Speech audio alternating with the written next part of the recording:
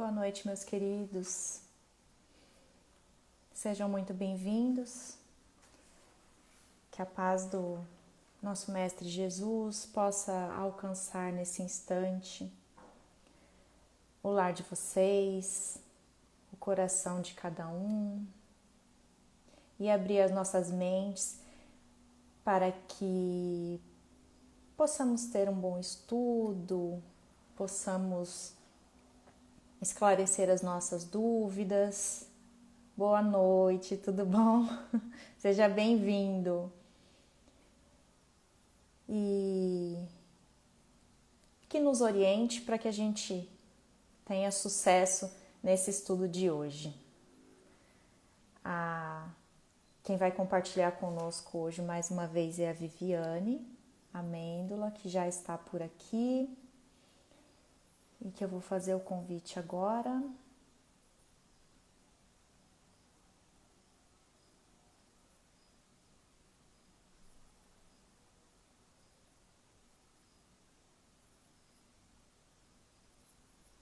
Enviei. Enquanto a gente aguarda, vamos relembrar que hoje a gente vai... Oi! Oi. Tudo bom? A hora que corta no meio, a gente fica só a cabeça, metade da cabeça, né? Deixa eu arrumar aqui, que caiu meu telefone, só um pouquinho. Sem problema, também vou me arrumar.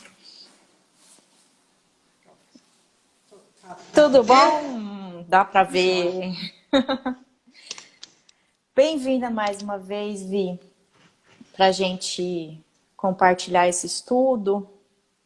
E vamos iniciar hoje um novo capítulo? Capítulo 7. Vamos. Isso. Mais uma bem-aventurança, né? Capítulo 7 do Evangelho segundo o Espiritismo. Então, para quem está acompanhando, né? Hoje a gente vai falar um pouquinho dos itens 1 ao 6º. A gente dá uma introdução nessa bem-aventurança que Kardec traz como estudo para a gente. Agora, eu queria lembrar... Primeiro, a outra vez que a gente estudou, eu não deixei você falar boa noite. Fui falando. É verdade, Então, então eu posso falar? fica à vontade. Então, bom, boa noite a todos. Que a gente possa ter um estudo. Tá bom meu som? Para mim tá, eu tô te ouvindo legal. Então tá, acho que pra mim que não tá legal. Peraí, deixa eu tirar aqui. Bom, então, fico feliz em poder participar mais uma vez. Acho que é uma super interessante, importante. Aos ouvintes, queria dizer que hoje o fato da Teria estar aqui é um fato de dedicação mesmo, né? Porque nós acabamos de ter notícia de que ela perde mais um amigo para a Covid e que um outro amigo também está bem, bem ruim, né? Então, que inclusive é o Mirgon que eu estou aqui substituindo. Mas enfim, a gente tem que acreditar em Deus e entender que não cai nenhuma folha sem que Ele permita que caia, né? Então a gente tem que entender e aceitar e orar. Aí, sobre o nosso tempo de hoje, Tê, Hum. não sei, nossa, não tá tão ruim. Deixa eu ver se é só um minutinho. Tá meio que oscilando o seu som. Assim fica melhor? Tá dando eco. Então peraí. É.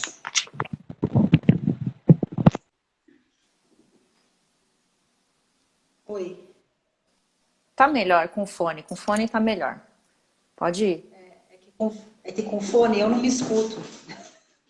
Meu fone mesmo, a Maria Eduarda surrupiou. Deu fim, né? Mas Mas vamos lá. então, eu venho, como professora, né, a gente sempre trabalha com a questão de conceito de palavra, certo? E eu É. vi nas lives de vocês também que vocês sempre procuram conceituar. E esse tema do estudo do Evangelho, por exemplo, esse capítulo, para quem abre agora, não leu nada, para trás, abriu como se fosse uma página de leitura e se deparar com bem-aventurados os pobres de espírito, dá um susto na pessoa, né? E De aí fato. a gente começa a ter que conceituar de uma forma poder entender o que do âmbito espiritual significa tanto bem-aventurado como pobre de espírito. Porque a palavra pobre de espírito, inclusive, ela é usada como pejorativa mesmo. Nossa, ai, que Sim, pessoa pobre de espírito, né? Nossa, mas fez isso, que pobre de espírito. Então, o termo já é um termo utilizado conceitualmente como algo pejorativo. pejorativo, que Isso, deprecia, né? Ah, ele é um pobre exatamente. coitado, é um pobre de Pobre espírito. coitado, exatamente. Ele é desprovido de inteligência, ele não sabe o que está fazendo, né? Então aí a gente tem que buscar entender o significado das palavras para poder dar andamento no nosso estudo. Mas, na verdade, o próprio Evangelho já começa assim, né? O que se deve entender por pobres de espírito. Então, não é nem a gente que vai trabalhar com o conceito, mas aqui eu estou vendo hoje uma live, um estudo super legal que o Haroldo faz, é o estudo do Evangelho que ele faz junto com a turma do Núcleo de Estudos e Pesquisas da FEB. Não sei se você já teve oportunidade de O assistir. NEP. Não, eu não assisti o estudo deles, mas eu acho que é o NEP, né? É o NEP, isso. E o Haroldo estava estudando sobre esse capítulo do Evangelho e o Flávio Rei, que é um dos participantes, fez um conceito super bacana do que significa bem-aventurados, para depois entender o bem-aventurados os pobres de espírito. Ah, Então, como o bacana. Evangelho não trouxe essa visão não trouxe nesse momento, né? Aham. Que já vem vindo a visão do bem-aventurados, eu vou plagiar o que ele falou, o Flávio Reis, citando fonte. Então, ele diz assim, que para ele poder conceituar bem-aventurados, porque na verdade dá a ideia de felizes aqueles que, né? Bem-aventurados essa ideia, feliz, né? De felicidade, enfim. E aí ele dividiu a palavra bem e a palavra aventurados. E a palavra bem, ele colocou como, para entender, como contraposição, utilizando a contraposição mesmo do que não é aquilo que é mal. Aham. E quando a gente fala de bem maior, a gente liga, se referencia ao que nós temos de bem maior mesmo, que é Jesus. E aí ele faz o link dizendo que Jesus veio trazer a lei do amor. Então, quando falamos em bem, a gente fala em lei de amor, lei que rege, que é a lei que rege e harmoniza o universo. É a lei do amor, que é aquilo que nós falamos na live que eu pude participar com você. Aham. Isso. O amor é tudo. E aí, então, bem significa a lei do amor, que é a lei que rege o universo, Jesus como representante de tudo isso. E depois ele fala sobre aventurados. Então ele pesquisa no dicionário de língua portuguesa que aventurados dá a ideia de ventura e ventura dá a ideia de destino. Olha que bacana, que coisa Legal. bacana que ele pesquisa. Então ele entende que os bens-aventurados são aqueles que estão destinados ao bem. São aqueles que estão destinados a se harmonizar na lei do amor. E como é que você se harmoniza na lei do amor, que é a lei do universo? Por meio da lei de causa e efeito. Então, renascendo, falecendo, nascendo, falecendo, evoluindo.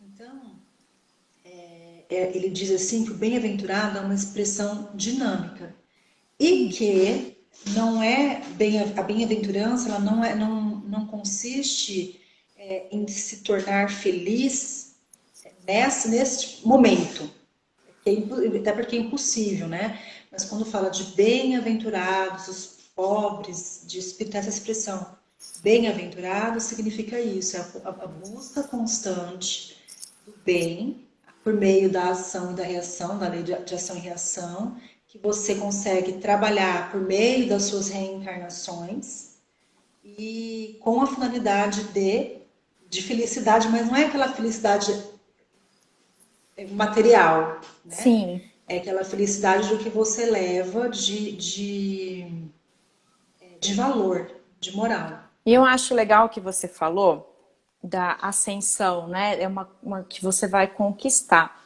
Quando, quando Jesus colocou. Tá me ouvindo bem? Tô. Quando Jesus colocou as bem-aventuranças, que estão no Sermão do Monte, né? Nós temos 4 evangelistas, né? João, Marcos, Lucas meu Deus, Mateus, que é o que de fato, Mateus é o que de fato fundamenta melhor o Sermão do Monte. E no Sermão do Monte, ele começa falando o seguinte: e Jesus abriu a boca e falou. Aí você fala assim, nossa, mas que sem lógica, né? Para começo de conversa, né? É lógico que abriu a boca, falou, Para né? falar, senão não Mas fala. É. como tudo é uma linguagem metafórica e que tem significado, ele colocou que Jesus abriu a boca e falou o quê? Falou do que o coração está cheio, né? Então, em muitos lugares nós vamos ouvir que se sobrasse apenas o Sermão do Monte, já seria o tesouro para a humanidade, né? Vamos supor que queimassem todos os livros e tudo, e sobrasse apenas o Sermão do Monte. Então, no Sermão do Monte, onde estão as bem-aventuranças, antes de citar a primeira, ele diz, e Jesus falou. Então, ele coloca para fora o que tem no coração dele. E a primeira bem-aventurança é bem-aventurados os pobres de espírito. E a bem-aventurança são 9. 7 delas são virtudes, 2 delas são alertas. Mas para você atingir essa 7ª, que já é quando você atingir um nível angélico, ela é escalonada. E ele coloca, por exemplo, para eu chegar na escala dos pacificadores, dos mansos e pacíficos, que é uma das últimas, eu preciso ser pobre de espírito. Então, é um degrau. As bem-aventuranças ele coloca na ordem como a gente deveria seguir para conquistar. Logo depois vem a bem-aventurança das aflições, né? Bem-aventurados os aflitos. Você vai tocar um pouquinho no que é pobre de espírito, mas eu não consigo, na hora que a gente entender que esse pobre de espíritos são os humildes, né? Eu não consigo passar para a segunda, que são os aflitos, porque o bem-aventurar, o meu bem sofrer, eu preciso entender porque estou sofrendo, porque estou em aflição. E eu só consigo entender e aceitar que eu estou em aflição se eu for humilde, se eu for pobre de espírito. Então, Jesus coloca esse degrau, essa escala magnífica na ordem. E nenhuma das outras bem-aventuranças que a gente vai conquistando, vai galgando, como você mesmo muito bem colocou no estudo, não se realiza se a gente não for, a princípio, pobre de espírito. Agora, o que é, né? Vamos falar um pouquinho aí. Ele começa dizendo, né, no item 1, bem-aventurados os pobres de espírito, pois que deles é o reino dos céus. Ele diz que os pobres de espíritos não são aqueles que são desprovidos de inteligência, mas são aqueles que são humildes. É interessante que nesse capítulo, para a gente poder conseguir entender, porque eu penso que seja assim como para nós, para várias pessoas, difícil de entender o que significa ser pobre de espírito, porque esse povo precisa ser pobre de espírito para ser bem-aventurado. Né? Poxa, né? Então, ele faz um estudo bacana no sentido de trabalhar com antônimo, né? O contrário do que significa. Então, quando ele coloca lá, não são os desprovidos de inteligência, mas os humildes, tanto que diz ser para estes o reino dos céus e não para os orgulhosos. Então, o pobre de espírito é humilde, e a gente precisa lembrar que existe da diferença do que não é ser humilde, que é a questão do ser orgulhoso, né? E aí ele fala que há quem se intitule tão inteligente, tão orgulhoso, né? E de fato são, né? Porque assim, veja só, que são diversos tipos de inteligência. Então, não significa, eu fiquei pensando muito nisso, não significa que todo pobre de espírito é desprovido de inteligência, assim como pode haver pobres de espíritos que como é que eu posso falar? Pode haver o humilde, né, o pobre de espírito humilde, e pode haver o pobre de espírito desprovido de inteligência. Assim Sim, como pode haver aquele super inteligente que é humilde, então parece um contrassenso, né? Ele é super inteligente, mas ele é pobre de espírito, ele é humilde, entende? sim. Assim como aquele super inteligente que é desprovido, inclusive, de humildade. E aí, então há quem se julgue super inteligente a ponto de se achar tão superior que ele acaba sendo incrédulo com relação à questão das questões divinas, da divindade. Então, por exemplo, ele não acredita em Deus porque ele não pode explicar. Então, ele prefere desacreditar, tamanho orgulho dele, porque se ele acreditar, primeiro, ele vai entender que há algo acima dele e ele não Ele vai ter que descer de um pedestal em que o orgulho dele exatamente o coloca, né? o coloca. Como assim? Se existe Deus, há algo acima de mim. E acima de mim, nada. Né? Então, esse orgulho, para mim, é o mais soberbo de todos. Então, você não aceita porque você não tem possibilidade de aceitar que há algo superior a você. E aí ele diz assim, não é que ele não seja capaz de entender. Ele é capaz de entender. Ele não é capaz de aceitar. Então, para ele é melhor negar. É porque Então, pela bagagem de inteligência e pela lógica, ele conseguiria entender, né? Mas aí ele vai ter que baixar um pouco a guarda e saber que há algo superior a ele. Então, e aí também essa fala dá, assim, falar sobre dá uma falsa impressão de que você deve ser menos inteligente para ser humilde. Não é isso. Dá essa falsa impressão a gente quando a gente trabalha com a leitura dessa parte do Evangelho, mas isso não significa. Você não precisa ser menos inteligente para ser humilde. E aí, o problema também está em que a humanidade, de uma forma geral, entende que certos atos que são humildes ou que são sinceros são atos de atitude não inteligente. Por exemplo, o perdão. Olha, eu já sofri muito com isso, porque eu não guardo, não sou muito de guardar mágoa, enfim, a pessoa me faz uma coisa, depois de amanhã já esqueci. Não é que eu sou perfeita, não, mas é uma característica minha. Mas muitas pessoas não entendem, falam, como você é boba, como você é besta, tá? Como que pode você perdoar uma pessoa que fez esse mal? Meu Deus, você vai ajudar a pessoa pisou no seu calo. Então, assim, essa questão de ser humilde também passa por essa situação social. A pessoa que é muito bacana ou que é de fato muito humilde, estou dando que eu sou, tá? Coloquei um exemplo pequeno. Acaba passando a sensação de ser boba. Sabe aquela frase, o mundo dos espertos? sei.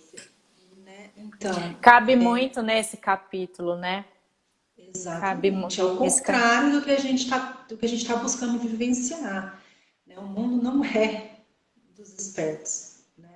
O mundo é daquele que é humilde de coração. E não de é do coração. desprovido de inteligência.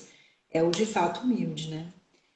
Aí, E eu acho legal que mais para frente ele conversando com os discípulos, né? Ele acaba comparando, então tá, mas o que é ser humilde, né? E que ele compara com as crianças. isso. Uhum. E Na hora que fala aquele que se eleva será rebaixado, né? Com as crianças. Aham. E aí? mas eu acho interessante, voltando, né? Que você colocou, e é bom. bom ressaltar, porque tá inclusive aqui no capítulo, né, em outras leituras que também a gente fez, a questão do nosso julgamento sobre aqueles que têm esse poder e essa inteligência. Nós também não podemos julgar e falar assim, ah, ele é inteligente, então ele não é um pobre de espírito. Achei interessante você ressaltar isso, porque a gente acaba fazendo esse pré-julgamento, esse preconceito, né, de que os que Julgamento contrário. ou os que estão no pedestal, vamos dizer assim, né? Mais para frente ele vai falar, né? Aquele que se eleva, o que está em evidência, o que tem poder. Então, talvez nem todos que tenham poder sejam orgulhosos. Quem somos Exatamente. nós, né? Então não pode falar assim, ai, então eu vou pegar, vou largar tudo, porque vou parar de estudar, por conta de que Jesus disse isso na bem-aventurança, então para ser feliz, para ter estar no mundo de ventura, eu tenho que nunca chegar ao poder, por exemplo. É, ou nunca chegar à questão da riqueza, ou nunca chegar à questão da beleza. Na verdade, a gente aprendeu isso, né, durante nossa infância.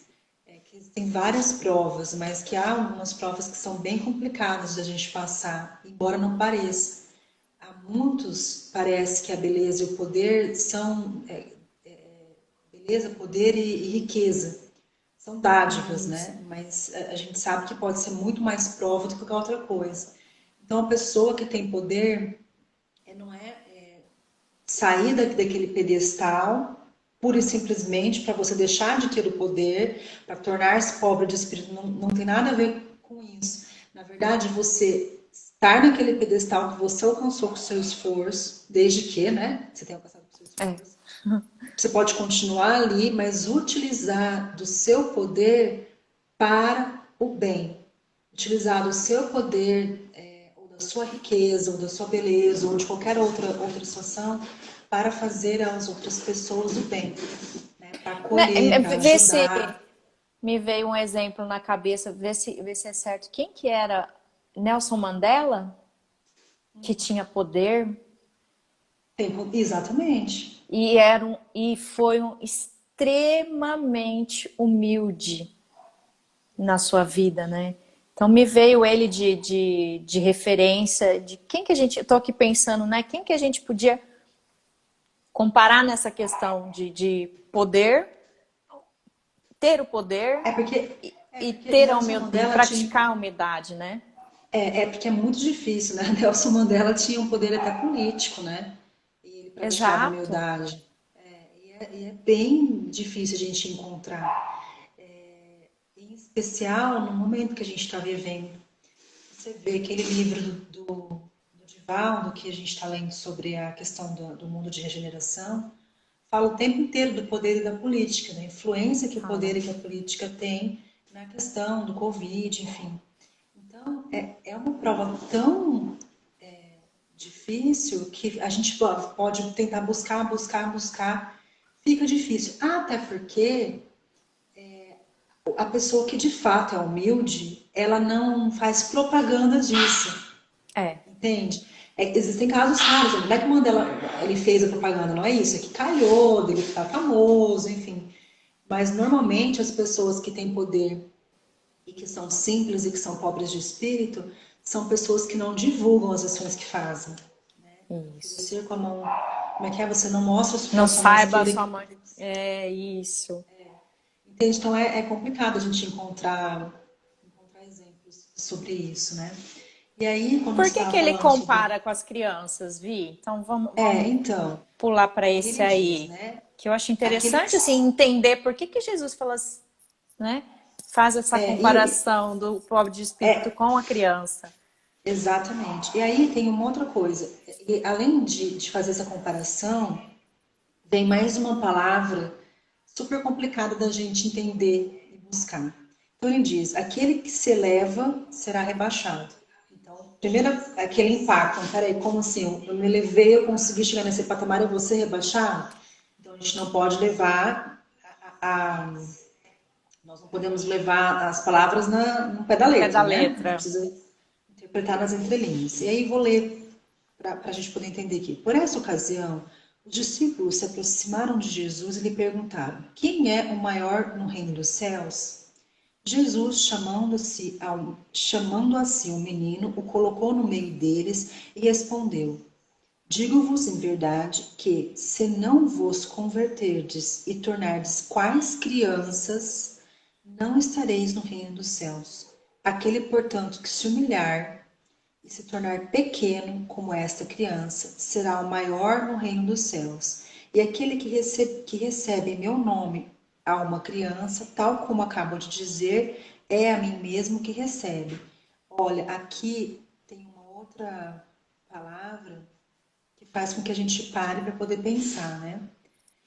Aquele, portanto, que se humilhar e se tornar pequeno, será o maior no reino dos céus. O que significa isso? Quer dizer que eu preciso me Que humilhar? tipo de humilhação Jesus estava querendo se referir? Exatamente. Então a gente precisa parar, interpretar e pensar, né? Tornar-se humilde, essa questão de definição de humilhação significa justamente tornar-se humilde. Então, humilhação, tornar-se humilde é sem vaidade, é ser modesto, é aquele que conhece suas limitações. Então, não é essa humilhação, não é que Jesus quer que você se humilhe, você é submisso, Se no sentido da rebaixar, palavra. ser submisso. Exatamente. Ao contrário disso, né? Essa questão de humilhação tem um significado, inclusive no próprio português, né? No próprio dicionário de português. Humilhar também significa tornar humilde, tá? Então, só para a No gente poder próprio entender. dicionário. Eu também Exatamente. anotei umas colocações do que é essa pessoa humilde. Então, como é essa pessoa que se humilha, que se torna humilde, né? É a que sabe compreender, é a que é equilibrada, que sabe ouvir, que sabe entender o seu erro, que sabe esperar, que não se magoa com frequência, que confia em Deus, tal como, vamos lá, tal como uma criança. A criança Exatamente. confia nos seus pais, né? Se a gente for comparar, nós confiarmos em Deus, nosso pai. A criança se entrega a seu pai. A criança é pura. A criança, ela não faz julgamentos, Exatamente. E não pede nada em troca, né? não pede nada em troca. Se ela vai lá como uma criancinha que eu vi esses dias, né? Ela pegou o ovinho de Páscoa dela e deu para o menininho, né? Aí o pessoal olhou, nossa, mas o dela, né? Ela não pediu e não esperou nada em troca. Acho que tem dois aninhos, 2 anos e meio a criança. Ela simplesmente deu, ofereceu, sem pedir nada em É, troca, sem saber quem era a pessoa, sem interesse nenhum. então, você me fez lembrar de uma experiência que eu assisti, não vou saber, não foi feita no Brasil, mas uma experiência sobre a visão que a criança tem de igualdade, de justiça. Então, eles colocavam uma criança do sexo feminino e uma criança do sexo masculino. E fizeram a criança catar a bolinha, era um trabalho. Né? E elas cataram várias bolinhas e tal. E no final veio a recompensa. Agora que vocês trabalharam, vocês vão ter ser recompensados. Fazendo uma alusão ao trabalho e ao salário. E aí eles encheram os potes dos meninos de balas e doces e das meninas colocaram metade de balas e doces. Na verdade, a campanha era para trabalhar com a questão da igualdade de gênero no sentido do trabalho, né? Que precisamos receber, as mulheres precisam receber todos os meninos olhavam para o seu pote de balas, olhavam para o pote de balas da menina, olhavam e ficavam olhando. Alguns falavam, né, olha, não está justo. E outros simplesmente pegaram as balas e colocaram copo com copo assim, para poder ficar no mesmo nível. Então, quando a gente fala da questão da humildade da criança, da simplicidade da criança, é nesse sentido. Né?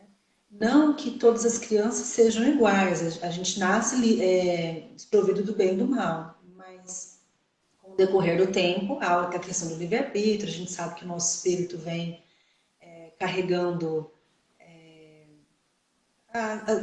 carregando, né, a bagagem de outras vidas. Então a gente sabe que há crianças e crianças, mas no geral, quando ele faz essa comparação, né, tal qual criança, é exatamente nessa visão que você colocou. E é nessa faixa etária, né? Você falou que cada um traz consigo a bagagem, o que precisa ser lapidado, mas até Emmanuel explica no livro Consolador, né? Até os 7 anos, a gente ainda está em fase reencarnatória. O perispírito ainda não está completamente acoplado. Em outra live, qualquer outro dia desses, quando a gente for estudar, a gente aprofunda. Mas quando Jesus se refere à criança, faz essa comparação, é essa criança mesmo, antes de aflorar essa bagagem, a personalidade do espírito, que vai se rebelando, né?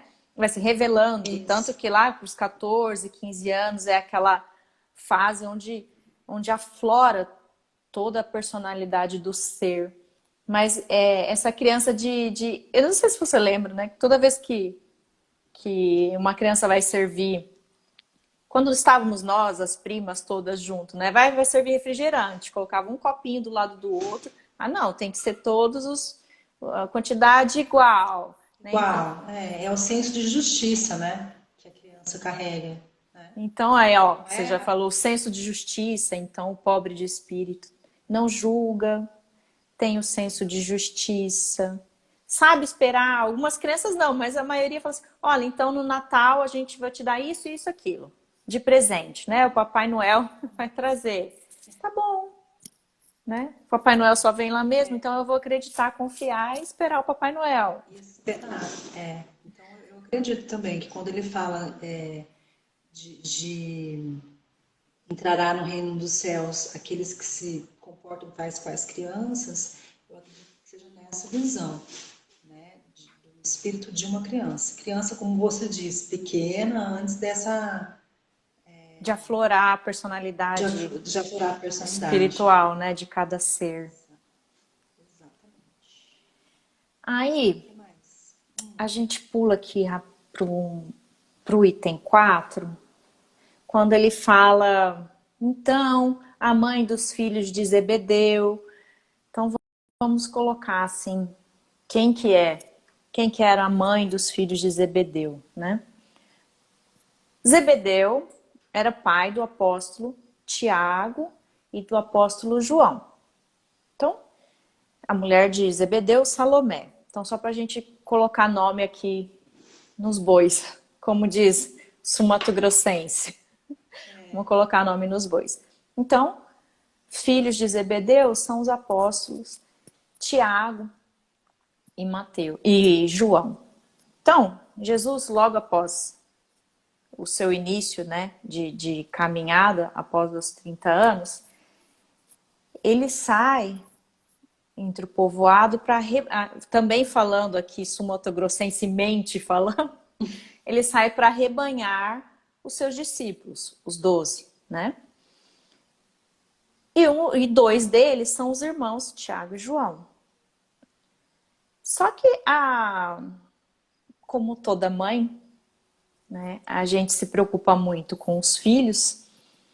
Então, olha, a mãe de Tiago e de João, olha, Jesus, o que é preciso que se faça? Eu quero que meus filhos fiquem um à sua direita e um à sua esquerda. Né? Como já vinha lá do Antigo Testamento, né? Sentar-se à direita de Deus, se você for bem-aventurado. Então, ela pede isso a Jesus.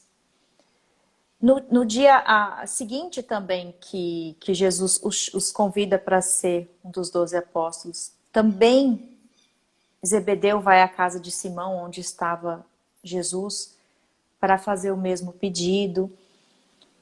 Só que assim, os 12 discípulos eram pessoas também, apesar da missão, também com suas personalidades muito fortes, viviam discutindo entre si.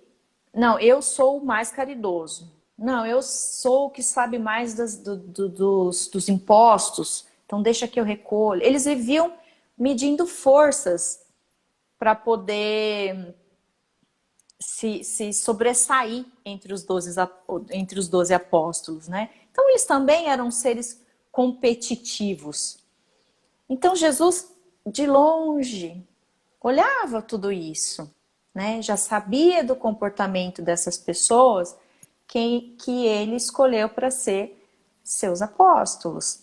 Então, eram pessoas competitivas. Mas mesmo assim, o Zebedeu foi até Jesus rogar por eles, né? Olha, eu quero muito que os meus filhos fiquem à sua direita, um à sua direita, um à sua esquerda. O que o senhor pode fazer? Só que o trabalho é individual, né? Jesus até fala aqui no Boa Nova, né? A resposta de Jesus para Zebedeu. Antes de tudo, é preciso saber se eles quererão beber do meu cálice. Então Jesus responde assim: tudo bem, mas é preciso saber que se eles estão dispostos Eles a querem. beber.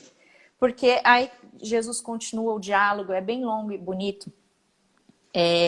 Zebedeu, você não vê Moisés, Jeremias, Jonas, todos eles sofreram, foram mortos, perseguidos, porque trilhar esse meu caminho é E muito beberam mais do meu difícil. cálice, né? Beber do meu cálice. Como foi a vida de Jesus, se não perseguido, do começo ao fim, no final crucificado? Eles estão dispostos a lutar, a sofrer, porque ele ainda remete, Zebedeu era um seguidor assim, fiel das leis mosaicas. Então, por isso que Jesus compara, né? Não se lembra Moisés? Os que não sofreram perseguições, morte, foram expulsos, tiveram que sair das suas cidades. Então, eles estão dispostos a beber do meu cálice, eles estão dispostos a trilhar esse meu caminho de dor, porque se eles tiverem, não sou eu que vou os colocar ao meu lado direito ou ao meu lado esquerdo. É Deus. Né? É Deus que vai os colocar do lado direito e do esquerdo. Né? E o trabalho é individual de cada um. E cabe a Deus, como colocou Jesus no reino dos céus. Vale sempre lembrar que Jesus também foi criado simples e ignorante. Né? Então, Deus o colocou porque ele trilhou o caminho correto. Agora, esse pedido que ela faz, como todas as mães fazem, né? A gente quer o A gente bem faz dos mesmo. filhos. A gente nem sabe se eles querem, né? É mais ou Nem menos isso. Não.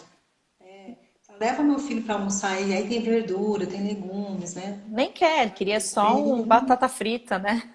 Porque só queria a diversão de ir almoçar fora, né? É, Então a mãe, na verdade, a gente não pode nem julgá-la por isso, né? Porque é um é, sentimento que a mãe tem, nós somos e nós entendemos. Mas a lição que se tira dessa história é maravilhosa, né?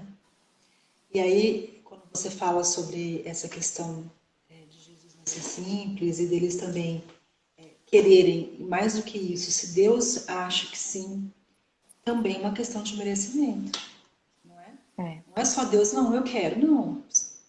Por que que você pode sentar-se, né? Se você for sentar-se à minha direita ou à minha esquerda, por quê? Porque você trilhou um caminho, como você diz, então você mereceu. É a questão do merecimento, né? Que nos remete à lei do amor, que é o que a gente começou a falar, né? Que nos remete à lei do amor e à lei do princípio da humildade, né? Então, É, e eu acho interessante, mas também continua na explicação, né? que Zebedeu estava enquanto ele estava recebendo essa resposta de Jesus e Jesus explicando esse caminho difícil, o cálice dele, né? Que o magnetismo de Jesus prendeu e tornou claro esse ensinamento do Cristo que magnetizou totalmente Zebedeu e depois Salomé. Então, a gente não tem o Jesus agora presencialmente, né, materializado, mas a gente tem esse ensinamento dele em todas essas obras que a gente estuda. Se você não tem acesso a obras, você tem esse ensinamento através de uma missa que você vai, de um culto que você vai. Então, ele traz esse ensino e magnetizou Zebedeu. E ele tem uma outra fala, outras duas falas que Jesus disse, que eu grifei. Alegrar-nos-emos nos instantes transitórios da dor e da derrota, porque aí o seu coração amoroso nos dirá: vem, filho meu, estou nos teus sofrimentos com a luz do meu ensino. Então Jesus disse isso a Zebedeu: vem, filho, eu estou nos teus sofrimentos com a luz do meu ensino. Então, caminhando desse jeito, os Tiago e João conseguiriam chegar até ser escolhidos por Deus para sentar-se. Então não é Jesus que nos escolhe. Enfim, e João seguiu até o fim, porque na cruz, já sendo crucificado, estava Maria, Mãe Santíssima, e estava João, que o acompanhou até lá. Muitos o negaram, muitos não foram, Judas teve o fim que teve, mas João estava lá. E foi para João, e foi para Maria, Jesus disse para Maria, na hora da morte: aí está o teu filho. Então João passou a ser filho de Maria no lugar de Jesus e cuidou dela até o seu desencarne. Então ele seguiu tanto os ensinamentos, esse cálice de Jesus, que ele foi o filho de Maria pós-morte de Jesus Cristo. E eu acho isso, assim, difícil, né? Jesus deu, tudo bem, né? Você pode... Falo, eles podem sentar-se à minha direita, à esquerda de Deus, à direita de Deus, onde mas só que aquela Preciso, se você sentar, né? Foi aí que Zebedeu chora, aí diz aqui, chora Zebedeu, que aí Zebedeu cai em prantos, porque as tuas lágrimas de hoje são formosas e benditas. Temias a Deus, como muitos de nós tememos, né? Agora o amas. Estava perdido nos raciocínios humanos sobre a lei. Agora tens no coração a fonte da fé viva. Então, Zebedeu, enfim, sentiu o que Jesus estava querendo dizer na explicação do porquê, né? Por que não é ele que escolhe quem vai sentar ao lado do Pai? Então, falei um monte, você pode... Não, a história é linda, realmente, a história é linda. Talvez ele tenha merecido, no decorrer da vivência dele, muito mais que um lugar à esquerda ou à direita, mas uma solicitação de substituição de cuidado para Maria, né?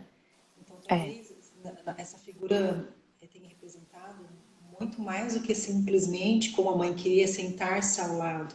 A tarefa é muito maior, né?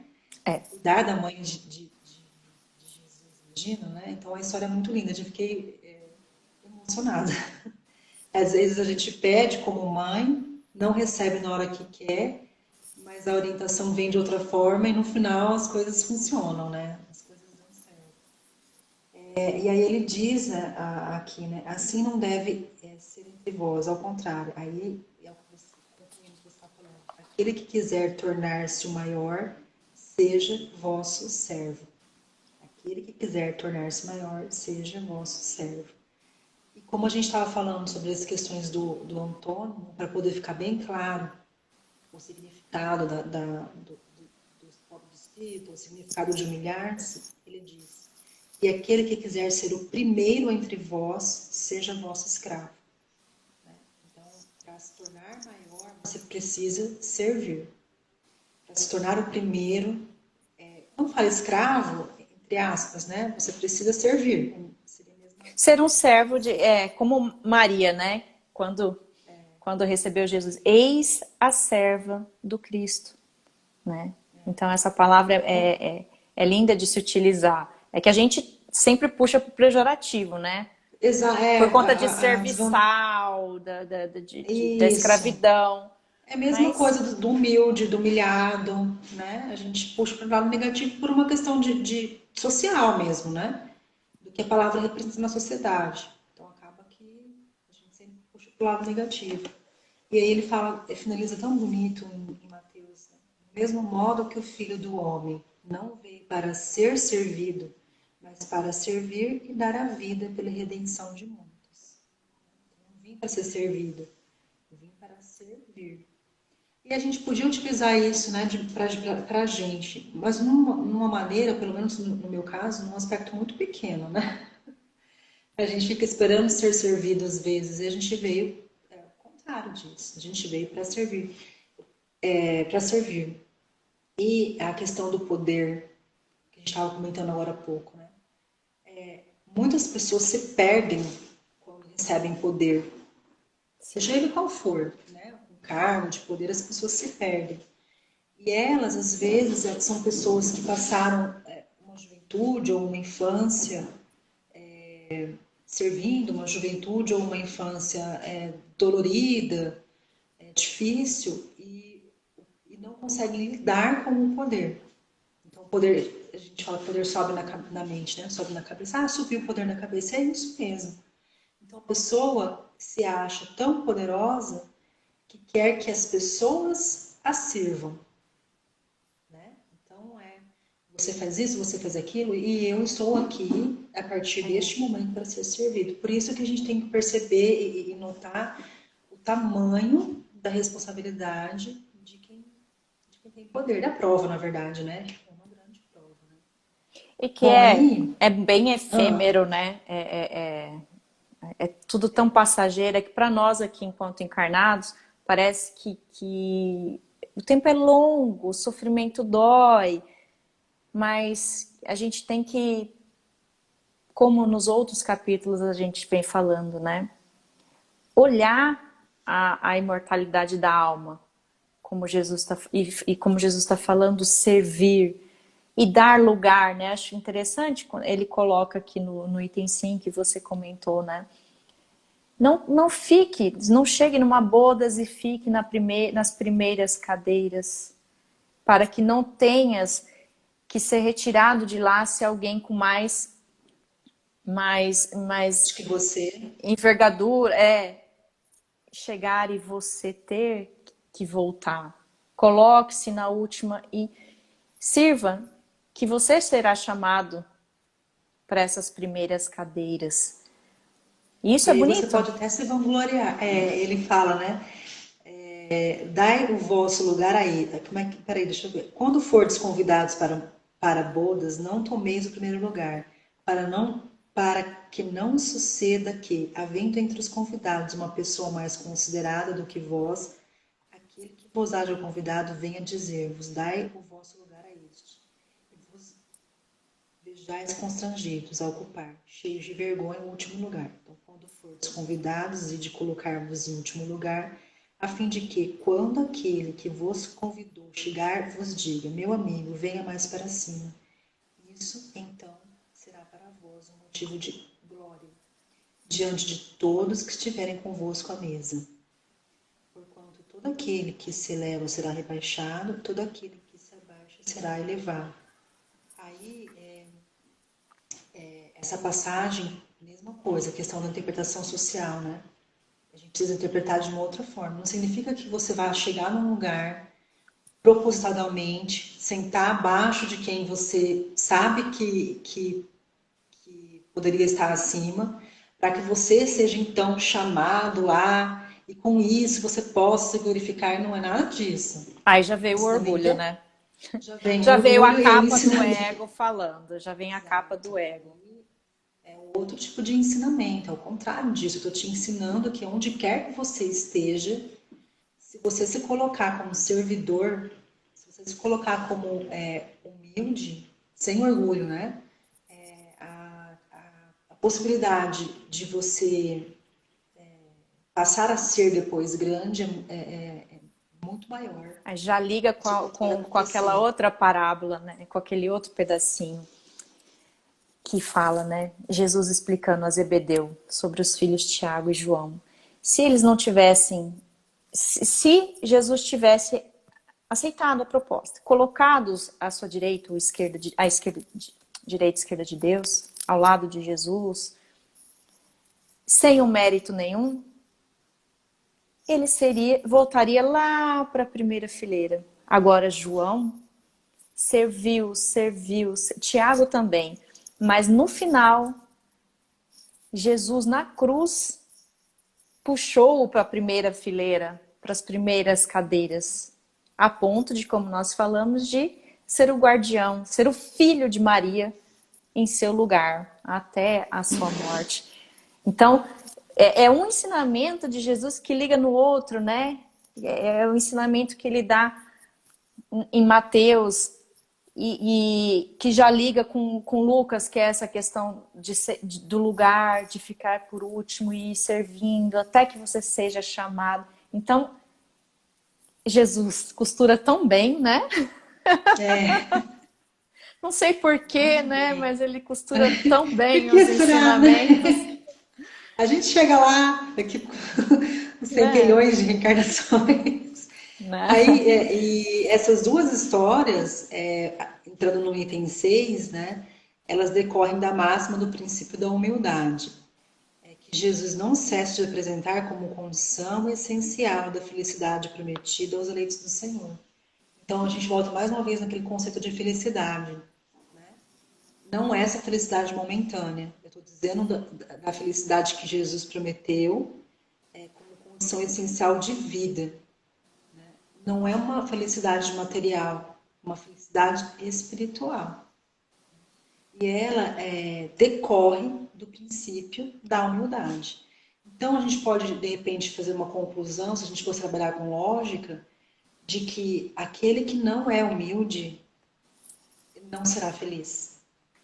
Aquele que é Ah, sim. orgulhoso, aquele que é vaidoso, aquele que não é modesto, aquele que não tem limites, Aquele tudo para que como contar. como Kardec coloca, né? Aquele que está lá no pedestal super inteligente e nem acredita em Deus, porque se for ter que acreditar em Deus, ele está acreditando em alguém superior a ele.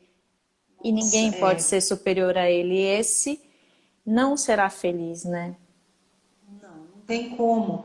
Ele até pode. Aí que está o grande, a grande dificuldade existente na questão da evolução humana. Você imagina uma pessoa que tem tudo, que tem poder, que tem dinheiro, que tem fama, que está num pedestal de fato, não é nem que ele se coloca, ele de fato está num pedestal, mas que é tão orgulhoso que não consegue conceber a existência de uma divindade porque não pode haver nada melhor do que ele. Ele é feliz? Aí, se a gente for olhar, pô, aquela pessoa é feliz, tem tudo. Se eu quiser viajar de avião, eu pego, compro um avião e vou. Se eu quiser ou qualquer namorada, eu tenho. Se eu quiser qualquer carro, eu sou super feliz. Mas essa felicidade não é real. É. Só que essa pessoa vai morrer achando que é feliz. Então, se ele não se encontrar em algum momento nessa vida, ele só vai perceber que é infeliz quando ele falecer, quando ele perceber que ele não levou absolutamente nada daqui. E Exatamente. hoje, até talvez nosso tempo esteja quase Temos só uns pouquíssimos minutos. segundos. Vou te dizer uma coisa super atual. Seu amigo que faleceu também era muito amigo do meu marido, do Marcelo. E Marcelo veio triste, chorando, e falava: Nossa, essa vida a gente não é nada. Mas antes disso ele falou: Meu Deus, morreu um amigo meu, bacana, gente boa, legal, Viviane me ligava todo dia. Era um cara super 10 e tal. E aí depois você me mandou mensagem, né? Vivi então, ele era legal, me deu um abraço, ele aconchegava, ele era querido. Ele sabia usar de maneira correta, né, a questão do poder. A gente sabe da que eu conheço, Aham. evidentemente. E ele tinha muitas posses, né? Então, quando o Marcelo disse assim, nossa, o que que vai levar? Eu falei, vai levar isso que você acabou de falar. Porque o resto, a conta bancária, o que era material, ficou. O que ele está sentindo agora são as vibrações das pessoas a quem ele fez bem. Então, isso é a questão da verdadeira felicidade, porque o resto é efêmero, né? O resto passa. Então, a gente precisa aprender o significado de ser humilde, aprender e deixar de ser preconceituoso com o significado de ser pobre de espírito e o que significa ser, de maneira positiva, rico de espírito. Caso você queira trabalhar com o Os conceito da antônimos, palavra né? de maneira literal. Então, é isso que a gente precisa perceber, né? Então, eu ser rico de espírito, para fechar, é eu ser humilde, é eu ser como uma criança, como a gente colocou, o que é uma criança pura, sincera, sem julgamentos, que se entrega ao Pai, que não tem pressa, que confia em Deus, que acredita. E assim, a gente fala para uma criança sobre Deus, ela não questiona, ela se entrega, não questiona. Mas Exatamente. quem que é Deus? Sim, porque cadê ele? Quero ver. Nem. Não precisa ver, porque ela sente, né? Ela faz o Papai do Céu, ela faz a oração, pede e agradece, né? Tem muita criança que é bonitinho, né? Que vai lá e agradece a, a Deus tudo que recebeu, ao dia, ao amiguinho novo, né?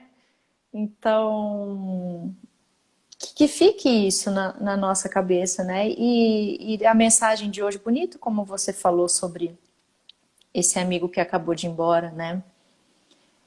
O que vai levar? Vai levar essas recordações que tão queridos. Enquanto a gente está aqui na live, tá entrando um monte de mensagem no meu WhatsApp, que aparece aqui em cima, né? Sobre, né? Puxa, que querido, puxa, que ele me acolhia, ele era sorridente, ele não estava um dia baixo astral. Então é isso que a gente leva. São as virtudes. A gente só leva virtude. A gente É. precisa viver dessa forma, né? De que a gente só leva virtude. E que o resto, tudo fica. Então, é o nosso eu, nosso ser, nosso nome, nosso sobrenome, né? E aquilo que nós fizemos para os outros. E olha, há passagens, né, de pessoas, eu não vou me lembrar, provavelmente até você sabe, de um livro que eu li, que o espírito, acho que era a Maria Luísa até, que ele falava, quem que é essa senhora que está orando por mim? Eu É, nunca nem vi. no nosso Essa lar. senhora falando de tal, nosso lar, né? Senhora falando de tal, que você atendeu de forma gratuita. Então, se você for perceber, às vezes a gente acha que ninguém vai orar por mim. Mas se você conseguir viver dentro dessa virtude toda que você falou, a pessoa que você entregou um prato de comida, de repente é a pessoa que vai te Resgatar exatamente te de uma dor resgatar, lá na frente. orar por você, exatamente. E é isso que a gente leva a ter. É. Então, que esse primeiro degrau das 9 bem-aventuranças a gente consiga firmar e passar dessas e para poder ir subindo a escala gradativa. E obrigada e pessoal, obrigada por entender o momento de hoje.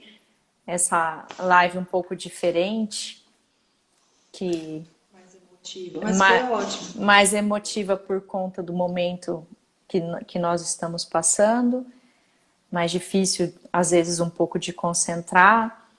Então, eu fico muito grata até por você estar aqui comigo, dividindo, e convidar a todos para quarta-feira. A gente tem uma live com a Cláudia Lopes, que é da Federação Sul-Mato-Grossense, de Federação Espírita Sul-Mato-Grossense, sobre como ser essa nossa melhor versão,